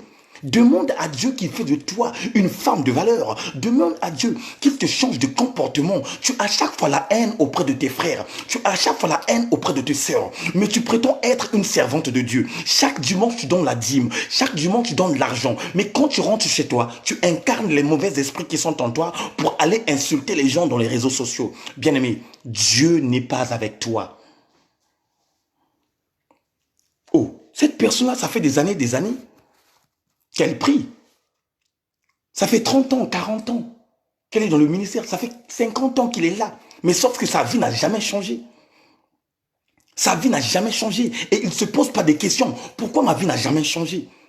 Il ne demande pas en intimité avec son Père Céleste. Mais Seigneur, je ne comprends pas. Chaque lundi, je suis à l'église. Chaque mardi, je suis à l'église. Le mercredi, je suis à l'enseignement. Le dimanche, je suis là. Je ne perds même pas le temps. Mais ma vie est toujours cruelle comme je le vois tout le temps. Ma vie est toujours bizarre comme je le trouve tout le temps. Je n'ai pas de mari. Il n'y a même pas de personnes qui m'appellent dans le chemin. Mais bien aimé, tu ne te poses pas des questions. Parce que les liens anciens, tous les liens anciens que tu avais regroupés dans ta vie, tu ne les as encore détruits. Voilà pourquoi, à chaque instant, il faut toujours être en intimité avec Dieu, de demander la volonté de Dieu et de Dieu qu'il puisse te couper les liens en montant dans les jeûnes et prières. La Bible dit, il y a des mauvais esprits qui sortent dans le corps de l'homme quand une personne prend les décisions réfléchies de jeûner et de prier. Le jeûne a de l'impact dans la vie de nous, les enfants du grand roi. Le jeûne, c'est une remède spirituelle qui anéantit toute attaque venant du diable et toute sémence du diable qui est en nous pour les détruire et les sortir ouvertement. Tu ne veux pas le jeûne.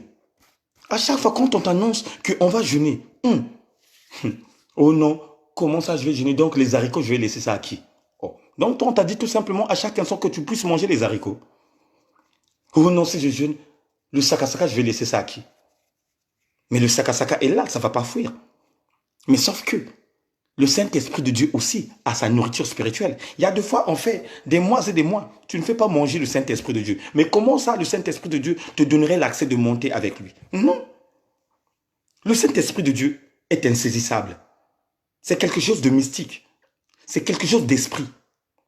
Ça doit aussi manger. Et quel est ce genre de nourriture que tu dois donner au Saint-Esprit de Dieu? Ce n'est que le jeûne et prière.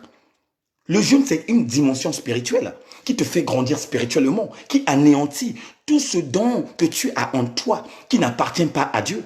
Tous les sémences maléfiques qui n'est pas né de Dieu. C'est dans les jeûnes et prières que tu devrais anéantir cela. Mais toi, de ton côté, tu aimes que manger. Tu aimes que manger. Tu aimes que manger. Voilà pourquoi. Quand le diable t'a vu dans cette dimension, qu'est-ce qu'il va faire? Il va appuyer, il va véritablement t'appuyer, que tu rentres vraiment dans la nourriture pour ne plus sortir dans cette servitude. Mais tu as oublié que la Bible nous dit, la gourmandise est une sémence venant du diable. Et un gourmand n'héritera pas le royaume de Dieu. Un gourmand n'héritera pas le royaume de Dieu. Voilà pourquoi, mes frères, quand on prie, mettons en prière notre frère Modéro. Mettons en prière notre frère Modéro, le comédien. Les gens voient ça seulement, ah non, il mange 12 boules de foufou, il mange 14 boules de foufou. Mais bien aimé, il est en train de détruire sa vie. Il détruit sa vie, bien aimé. Imagine, il est en train de monter, poum, il tombe, il meurt. Est-ce que cette personne va rentrer dans son propre demeure que Dieu prépare ou il va aller grincer les dents? Oh, il y a deux fois, nous prenons les choses dans pas vraiment d'une dimension sincère. Faisons attention, bien-aimés. Faisons attention parce que la Bible nous dit, ni l'heure, ni la date, ni le jour, que personne ne saura quand le voleur viendrait dans leur maison. Quand la mort vient dans la vie d'une personne, la mort ne t'appelle pas dans ton téléphone. Que ça soit dans l'iPhone 11, que ça soit je ne sais pas quoi, il ne va pas t'appeler. Que non, je vais arriver demain pour venir chercher ce qui m'appartient. Non, la mort quand ça arrive brusquement. Voilà pourquoi ma soeur, voilà pourquoi mon frère, la bonne santé ne te garantit rien. La bonne santé ne te garantit rien. Tu peux être en bonne santé, mais la décision revient à l'Éternel. Tu n'as pas de sida, tu n'as pas de l'hépatite C, tu n'as pas une maladie incurable. Dieu, quand il décide de venir ôter, il vient. Et quand on fait l'autopsie, oh, il n'avait rien, il n'avait rien. Mais si tu n'es pas bon spirituellement, tu vas croire à beaucoup de choses.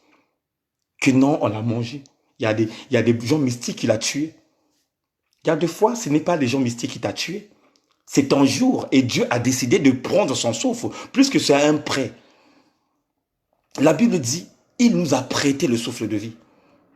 Et c'est un prêt qui est en toi que tu es en train de conduire. Dans ta conscience, quand tu sais que ce que je respire, c'est un prêt, qu'est-ce que tu dois faire? Tu dois honorer à celui qui t'a donné cet aspect de respirer en ce moment. Parce qu'en ce moment, il y a des gens qui ne respirent pas. Quand tu respires, oh alléluia. Il y a des gens en ce moment qui ne respirent pas. Et quand tu respires plus, ça veut dire que c'est la fin de tes jours. Mais dans le livre de Jean 6, 40, il nous dit la volonté de mon Père, c'est que celui qui voit le Fils et qui croit en lui ait la vie éternelle et au dernier jour, je le ressusciterai. Bien-aimé dans le Seigneur, quand Dieu nous parle du dernier jour, il nous parle du jour qu'il ôte son souffle. Et c'est ça qui est ton dernier jour ici sur la terre. Mais sache que quand il viendrait ôter ton souffle, quand il la prendra, c'est le même jour aussi que tu commenceras à vivre éternellement quand tu es dans la bonté du Seigneur. Oui, Voilà pourquoi la mort n'est pas gain pour celui qui a vraiment le vrai Dieu, pour celui qui connaît la révélation, pour celui qui sert un Dieu vivant, pour celui qui a de l'assurance que le véritable Dieu m'enseigne à chaque instant, que le véritable Dieu m'ouvre l'esprit à chaque instant, qu'il me communique quelque chose de bien et il me montre réellement qu'il est et qu'il fera en moi. Oh my God. Dieu est bon, il est fort. Dieu est bon, il est fort. Il fait chaque chose à son temps. Ne cherchons pas, bien-aimés dans le Seigneur, que on nous dit ça, on nous dit ça, on nous dit ça. Mais cherche toi-même la face de Dieu afin que Dieu lui-même te communique. Voilà pourquoi de nos jours, les bien-aimés dans le Seigneur deviennent les prostituées de l'église. Il va dans cette église-là. Si on n'a pas prophétisé sa vie, demain il va fuir cette église, il va aller encore là-bas. Il va là-bas, on ne la prophétise pas. Elle va sortir dans cette église, elle va aller là-bas, ainsi de suite. Mais or, ils ne savent pas que dans chaque église qu'il passe, c'est chaque lien qu'il est en train d'observer, c'est chaque lien qu'il incarne. Et souvent, quand on t'impose les mains, c'est ça qui est plus dangereux. Quand on t'impose les mains, si cette personne, c'est une personne de mauvaise foi, tout ce qui est en lui, il va te les communiquer. Et si tu n'as pas fort d'esprit, bien aimé, si les choses qui étaient en lui, c'était des choses dangereuses, ça viendrait détruire ta vie. Et quand ça commencera à détruire ta vie, automatiquement, ça va rentrer dans ta maison, détruire ton mari, détruire tes enfants et détruire ta famille. Et c'est là où la désolation tombe. Bien aimé, quand tu sais que dans cette église, là où je prie, c'est là où il y a ma bénédiction. Même si tu attends des années de la chose que tu as demandé à Dieu, reste là fidèle. Attends parce que il y aura un certain moment où Dieu te donnera ce que tu as demandé. La seule chose que Dieu cherche dans ta vie, c'est d'abord de chercher le royaume des cieux et tout cela viendrait après. On ne cherche pas le royaume des cieux pendant 2 ans, pendant 3 ans, pendant 4 ans. Il y a des gens de la foi, en ce moment parlons, ça fait 40 ans de la foi qu'il a. Il a cherché quelque chose dans ta vie. Jusqu'à présent, il n'a pas encore reçu quelque chose de sa vie. Mais cela ne l'empêche pas à chaque fois d'aller prier Dieu. Parce que si ça fait déjà 40 ans qu'il demeure dans ce monde, cela veut dire que Dieu l'a protégé durant ces 40 ans. Dieu l'a donné la bonne santé durant ces 40 ans. Dieu l'a donné quelque chose à manger durant les 40 ans. Il vit, même si il n'a pas quelque chose dans sa poche qui sert même à partager aux gens. Il vit dans la croyance et dans la présence de l'Éternel. Et c'est ça qui te donne l'ouverture de l'intelligence. C'est ça qui te donne l'élimination surnaturelle. C'est ça qui te donne du réconfort, de rester toujours avec le roi des gloires, de rester toujours avec l'Éternel et de marcher dans la crainte. C'est fort. C'est très fort. Moi qui vous parle, si je n'ai pas la foi, peut-être je vais laisser le ministère. Il y a un certain moment, le diable m'avait fait croire que j'avais une maladie qui était grave. Le diable m'avait fait croire que cette maladie devrait me mener à l'hôpital, que cette maladie devait me mener à la mort. Mais moi j'ai dit à celui que Dieu avait rejeté, tu n'es pas mon maître. Il n'y a que mon maître qui peut décider de ma vie parce que la Bible dit, c'est lui qui a créé l'homme à son image. Je suis l'image de Dieu et l'image de Dieu qui est en moi, c'est ça qui me donne l'exemple de marcher dans la crainte et d'être toujours à côté de la parole, que la parole me donne encore du réconfort pour chercher le royaume de mon Père. Je ne rentre pas dans le complexe de l'infériorité. Je ne rentre pas dans le complexe de la supériorité. Mais la seule base chose que j'aimais dans ma vie, c'est de rester seulement souriant, sérieuse et marcher dans la crainte. On sait qu'il y a des fois, on fait des bêtises. Nous savons qu'il y a des fois, nous déconnons. Mais il faut toujours te rapprocher auprès de Dieu et de demander sévèrement le pardon afin que le pardon de te rendre. Et que ça ne soit pas aussi l'abus. Parce que cette femme pécheresse, Marie de Magdala, quand elle était prostituée, la Bible dit, il partageait son corps à n'importe qui. Mais le jour quand il a entendu que le maître est dans sa ville, bien aimé dans le Seigneur, il a compris que non, ce que je fais, ce n'est pas bien. Comme le maître, il est là. Le maître, il est là. Je dois aller voir le maître. Qu'est-ce qu'il a fait? Il a pris un parfait d'alpague qui coûtait, bien aimé dans le Seigneur, un prix que personne d'entre nous ne connaît pas. De nos jours, bien aimé dans le Seigneur, Dès que tu achètes un parfum qui te coûte 50 euros, 60 euros, tu es là à te lamenter. Tu es là à dire, ah non, moi, tu es là, oh le parfum, oh. Mais cette femme n'a pas regardé le prix qu'elle avait acheté ce parfum. Elle a dit que non, cette vie pécheresse que j'emmène dans ma vie doit quitter ma vie. Cette vie qui demeure dans ma vie doit quitter ma vie. Comme le maître est dans ma vie là, le maître est dans mon quartier, je dois aller au maître et je sais que quand je verrai le maître, il y aura quelque chose en esprit qui va se passer dans ma vie. Et c'est ça, bien-aimé dans le Seigneur, que tu dois te dire dans ta vie. Tu sais que tu pêches, tu sais que tu es dans l'impudicité, tu sais que tu es dans la débauche, mais cherche à voir le maître. Le maître, c'est qui? C'est l'environnement spirituel, là où la parole de Dieu est puissamment dressée. Tu vas te prendre, tu vas te dire non. J'étais prostituée. Je dois chercher une église où l'homme de Dieu va me édifier, où l'homme de Dieu va me communiquer la pensée. Et je sais qu'avec cette pensée qu'il va me communiquer, les choses vont changer dans ma vie. Marie de Magdala a pris le courage. Il a pris le parfum d'Albac. Arrivé dans la maison de Simon le pharisien, la Bible dit, elle tomba dans les pieds de Christ. Elle commença à pleurer. Et quand elle commença à pleurer, la Bible dit, avec ses larmes, c'est les larmes qu'elle suyait les pieds du Christ. Et quand elle a fini de suer les pieds du Christ, elle a pris le parfum d'Albac pour oindre le grand roi.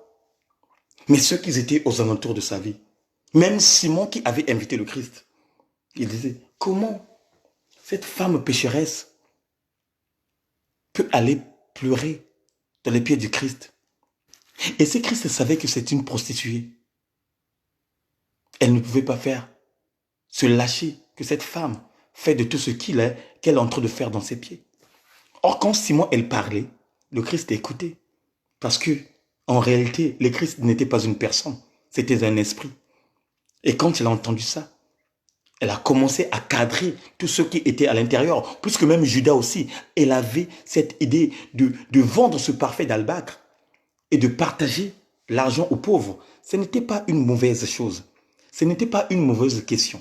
Ce n'était pas une mauvaise pensée. Mais sauf que le symbole que la femme prostituée avait fait, le symbole que Marie avait fait à Christ, c'était symbolique parce que ce jour-là, quand Christ elle était mort, personne ne devait embaumer son corps. Personne. Et cette femme-là était rentrée dans la révélation. Voilà pourquoi la femme, bien-aimée dans le Seigneur, est une personne qui doit réellement rester à côté de l'homme parce qu'elle a les capacités de communiquer quelque chose de bien dans l'homme afin que l'homme aussi rentre dans cette dimension. Alléluia. Oh, alléluia. Soyons bien-aimés dans le Seigneur, les enfants pieux. Respectons la parole divine. Dieu nous a dit ce soir, ne jugez point afin que moi-même je vous juge. Bien-aimé dans le Seigneur, si tu veux marcher dans la tranquillité avec Dieu, si tu veux marcher dans la sincérité avec Dieu, commence dès maintenant à chercher uniquement ce que Dieu te montre dans ton tracé, ce que Dieu te montre dans ton chemin. Ne regarde pas tout ce qui se passe à l'extérieur et d'aller prendre la relève de parler. Oh, parce que lui, il prie dans cette église. Oh, parce que elle prie dans cette église. Toi, cherche uniquement la direction que Dieu te montre. Comme Dieu m'a mis dans la maison du véritable, je dois tout simplement écouter donc la manière et la façon que Dieu me communique la pensée dans la maison du véritable. Et ça s'arrête là. Mais, si tu commences à regarder de gauche à droite, et regardez ceux-là, et regardez ceux-là, tu ne vas pas aller loin. Parce que la bouche qui parle beaucoup commet beaucoup de péchés. La bouche qui parle beaucoup commet beaucoup de péchés. C'est dans nos bouches que nous maudissons les choses. C'est dans nos bouches que nous bénissons nos choses. Mais la seule chose que l'enfant du grand roi peut en avoir dans sa vie, c'est de bénir à chaque instant ces paroles qui sortent dans sa bouche. Même si la personne t'insulte, bénis-la. Même si la personne t'a fait du mal, bénis-la. Parce que c'est dans la bénédiction que tu bénis la personne que Dieu aussi te bénira à travers la chose que tu es en train de communiquer à ton frère. Bien-aimé, quand tu bénis une personne, Dieu te bénit. Parce que tu as un cœur ouvert, tu as l'amour de cette personne. Mais quand tu maudis la personne, toi aussi tu es maudit. Oh my God. C'est ça que les gens ne comprennent pas. Quand tu bénis une personne, Dieu te bénit. Mais quand tu maudis une personne, la malédiction aussi tombe en toi. Voilà pourquoi Un enfant de Dieu ne peut pas en avoir la haine de l'autre, ne peut pas envier la vie de l'autre. Il doit tout simplement chercher sa vie, que lui-même, qu'il rentre dans la prédestination afin d'aller toucher ce que Dieu l'a réservé. Alléluia. Alléluia. Alléluia. Est-ce que quelqu'un peut dire Amen? Merci Seigneur. Oh my God. Merci le roi des gloires. Merci parce que tu es là, papa. Je sens ta présence, le roi des gloires. Je sens ta présence, le Tout-Puissant. Seigneur, je te présente tous tes enfants entre tes mains. Je présente toute cette communauté entre tes mains. En ce moment parlant, le roi des gloires, tu commences maintenant à se manifester dans la maison de tout un chacun. Je vois ta force, Seigneur Père, envahir la vie de chacun de nous. Je vois ta force. Je ressens ta présence. Je ressens ta présence. Maintenant, papa, commence à éliminer la vie d'une personne. Commence à ouvrir l'esprit spirituel d'une personne. Les oreilles spirituelles, Seigneur Père. Le feu du Saint-Esprit commence à consumer la vie de tout un chacun. Commence maintenant. Commence maintenant. Oh my God. Aquilan. Toi, le Saint-Esprit de Dieu. Seigneur, merci parce que je sais que tu commences à faire un travail. Merci parce que tu commences à faire un travail. Seigneur, touche les cœurs de ceux qui sont là, papa. Seigneur, touche les cœurs de ceux qui sont là, papa. Touche de ceux, Seigneur Père, qui se livrent dans le complexe de l'infériorité et de supériorité, qu'ils quittent ces choses parce que les choses qu'ils font ne leur appartiennent pas. Merci, Seigneur. Seigneur, commence à localiser tes enfants. Commence à localiser tes enfants. Oh, commence, Seigneur, commence à localiser. Commence à localiser. Commence à localiser. Oh, Yahweh, je dis à l'Éternel, commence à localiser. Commence, Seigneur, Seigneur. Le moment est venu de localiser. Le moment est venu de localiser. Seigneur, commence. Commence, Seigneur Père, commence, papa, commence à localiser, Alléluia. J'aime ta présence, papa. Ça nous fait du bien. J'aime ta présence, le roi des gloires. Ça nous fait du bien.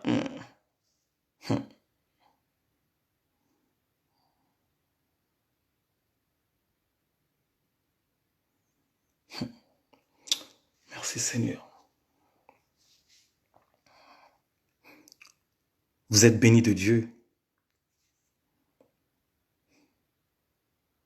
Là où tu es, bien-aimé, tu ressens de la chaleur. Là où tu es, tu ressens quelque chose qui te fait bouger. Ce n'est que la puissance de l'Éternel. Ce n'est que le pouvoir que Dieu te donne. Voilà pourquoi à chaque instant, quand je t'appelle de venir écouter la parole de Dieu, tu n'as jamais hésité. Parce qu'en ce moment, la semence que Dieu a mis en toi commence à bouger. Je vois quelque chose qui bouge en toi. Je vois quelque chose qui bouge en toi. Je vois quelque chose qui te révèle les choses. Je vois quelque chose qui te contentise. Je vois quelque chose qui te donne encore de la confiance. Tu n'étais pas dans la confiance même de ton homme. Je vois maintenant, tu commences à prendre l'ampleur de rentrer dans la confiance.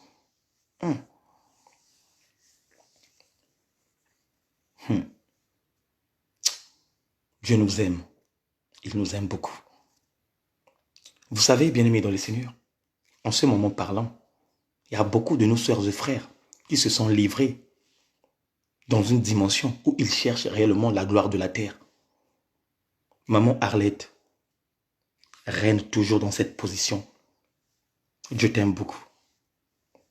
Même si en ce moment, tu as un combat spirituel qui passe entre toi et ceux qui sont derrière, sache que tous les flèches qu'il coupe, tous les flèches qu'il tire, Dieu est en train d'anéantir cela. Cherche toujours la face de Dieu et tu verras comment Dieu ferait ta vie. Comment Dieu va te transformer. Parce que je vois en toi une parole de vie qui commence même à prendre le l'ampleur.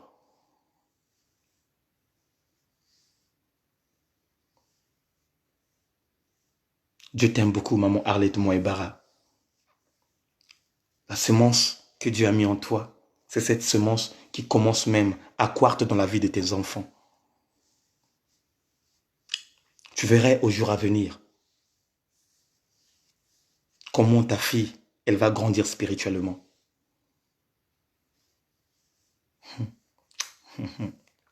Voilà pourquoi continue toujours à observer ta famille, continue toujours à éduquer ta famille, continue toujours à leur parler de Dieu, parce que Dieu est fort et puissant.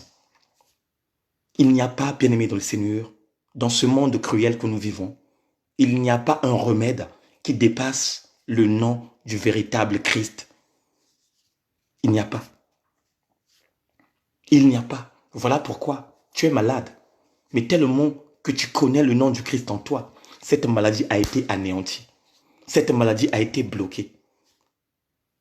Ça fait des années que cette maladie t'embête. Mais sauf que cette maladie ne déclenche pas parce que quoi? Jésus-Christ habite dans ta vie. Jésus-Christ habite en toi. Et quand Jésus-Christ habite en toi, bien-aimé, que ça soit quoi comme maladie,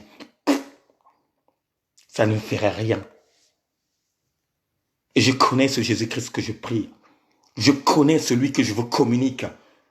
De l'incarnation de la personne de Jésus. Je connais parce que je vis dans ça. Et je vis expérimentalement dans les choses que même les gens disent que non, c'est faux. Moi, je vis ça et je vois réellement la gloire de Dieu. Crois seulement à ce que je te dis.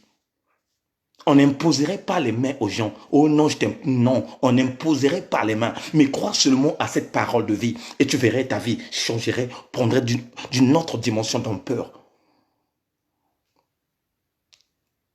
Ne cherchez pas à chaque instant que l'on vous tend les mains. Oh non, qui a des problèmes passés, c'est non. C'est pas à chaque fois que quand on vous pousse pour tomber, on te pousse, tu tombes. Non, ça ce n'est pas quelque chose venant de Dieu. Dieu parle seulement. Dieu parle à travers sa parole et c'est sa parole qui guérit. Dieu parle à travers sa parole et c'est sa parole qui donne tout ce don que nous voulons.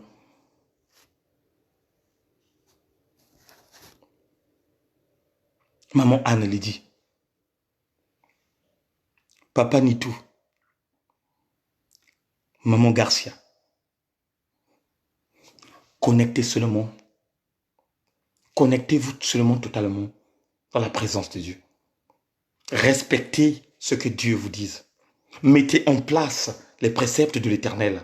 Mettez en place les paroles divines de Dieu. Et vous verrez, petit à petit, la vie changerait. Petit à petit, votre vie changerait. Même la vie de vos enfants, ça changerait. Parce qu'il dit, comme je suis avec toi, je serai aussi avec tes enfants. La manière que je préoccupe ta vie, c'est la manière aussi que je préoccupe ta vie de tes enfants. Voilà pourquoi tu dois être un modèle auprès de Dieu à travers ta famille. Tu dois être un modèle auprès de Dieu à travers ta famille. La Bible dit, Job était un modèle auprès de Dieu. Mais quand Satan a voulu attaquer Job, mais Dieu avait sécurisé tout ce qui était et tout ce qui appartenait à Job. Que ça soit les biens matériaux, que ça soit les brebis, tout, ils étaient protégés. Et c'est ça que Dieu fait dans nos vies. Quand tu aimes Dieu, quand tu aimes la parole, quand tu marches dans la sincérité, quand tu marches dans la sévérité, Dieu protège tout. Voilà pourquoi même quand tu voyages en Afrique, tu laisses les enfants toutes seules dans la maison. Quand tu viens, impact, il n'y a rien, rien et rien. Parce que le respect que tu donnes à ton roi, c'est le même respect que le roi redonne encore dans ta famille. Le respect que tu donnes à ton Dieu, c'est le même respect que même ton mari profite-en. Imagine cette prière de ce soir que tu fais. Tu sais combien des milliers des entités spirituelles qui campent autour de ta maison et que ceux de tes voisins qui est aussi en train de bénéficier des entités que Dieu a envoyées dans ta maison. Il y a beaucoup de gens. Il y a beaucoup de gens qui en bénéficient. Beaucoup de gens qui bénéficient. Même là où je vous parle, mes voisins de gauche à droite. Il y a 2 fois, on leur a proclamé qu'on puisse anéantir leur vie ce soir. Mais tellement qu'ils sont à côté de l'homme de Dieu, tellement qu'ils sont à côté de la parole de Dieu. Une personne venant de nulle part, venue pour l'attaquer, il va arrêter loin de la face parce que cette zone-là est sécurisée par les entités. Si Dieu t'ouvre l'esprit, tu vas voir tout ce qui se passe. Une partie sécurisée. Et cela empêcherait à cette personne de venir faire du mal au voisin. Mais si le voisin n'a pas l'ouverture de l'esprit, il va se dire, oh, C'est Dieu que je prie, hein. Mais il y a 2 fois. Il sait très bien que son voisin, c'est un pasteur. Il sait très bien que son voisin, c'est un évangéliste. Mais jamais, au grand jamais, qu'il vienne signer, qu'il vienne toquer. Ah, papa, je suis venu pour prier. Rien. Il est là seulement, il te salue seulement. Mais le soir, quand les choses tombent, donc voilà pourquoi. Gardons notre foi à Christ. Gardons notre foi, notre foi à Christ parce que c'est lui qui est le remède par excellence. Le remède par excellence. Le remède du sida est entre ses mains. Le remède du cancer est entre ses mains. Le remède des maladies incurables est entre ses mains. Quand tu crois à Jésus-Christ, quand tu mets sa parole en pratique, quand tu marches, bien-aimé de le Seigneur, il y aura un certain moment, il va anéantir. La Bible dit, cette femme qui avait la perte de sang pendant 12 ans, il avait beaucoup d'argent. Il avait des moyens. Il courait de gauche à droite dans les hôpitaux pour que cette guérison puisse venir. Mais l'argent ne lui a pas donné la guérison. Mais le jour seulement, quand il a entendu que le maître est en train de passer dans le chemin, qu'est-ce qu'il a fait? Il a couru pour aller tout simplement toucher l'habit du maître. Et c'est dans cette foi et cette volonté qu'il a donné la guérison totale. Bien-aimé, courez derrière la parole de vie. Quand tu sais qu'il est l'heure de la prière, viens te présenter. Quand tu sais que c'est l'heure de l'enseignement, viens te présenter. Parce que l'effet de courir derrière la parole, c'est ça qui te donnerait encore l'occasion, l'aspect physique, l'aspect spirituel de jeûnir, de changer de mode de vie, de changer de comportement, de marcher dans la droiture, d'avoir le respect envers de ceux qui sont aux alentours de ta vie. L'arrogance ne perd rien. L'extravagance ne perd rien. Je vais vous prendre l'exemple. Moi, à l'époque, j'étais sapeur. J'aimais réellement la sape. Mais dans la sape, il y a l'arrogance. Dans la sape, il y a l'extravagance. Dans la sape, il y a l'impudicité, il y a la débauche, il y a tous les fruits dignes de la chair dans la sape. Voilà pourquoi la sape n'est pas née de Dieu. Quand tu es sapeur, sache que tu n'es pas de Dieu. La sape, c'est Satan lui-même. Parce que la Bible dit, dans le livre de Ézéchiel 28, de 12 à 19, c'est par rapport à sa beauté, il a corrompu sa sagesse. La beauté. Bilele. Azo betabambati, azo betabaforme. Mais il a corrompu sa sagesse. Et c'est là où Dieu l'a rejeté. Avec Dieu, la sape n'existe pas. Et quand tu lis la Bible ne te parle pas de la sape. La Bible te parle tout simplement d'un sapeur qui se croyait bon. Mais sauf que quand il est mort, il s'est retrouvé à la GN, là où il n'y avait pas de l'eau, là où il n'y avait pas de sucre, là où il n'y avait pas de lait, là où il n'y avait pas des haricots. C'est celui, donc, qu'il était voisin avec Lazare, cet homme riche. Il portait les tissus fin lin, les tissus fin lin qui coûtaient cher. Il s'habillait en propre. Et le propre à cette époque-là, c'était des tissus qui étaient tellement chers. C'était des habits chers. Mais malheureusement, ces habits-là l'ont emporté à l'enfer. Malgré ces habits qu'il avait en lui, malgré son argent, il s'est retrouvé en enfer. Alléluia. Même dans le temps de Josué, il y avait un homme de Dieu aussi qui avait vu des manteaux de Chinéas.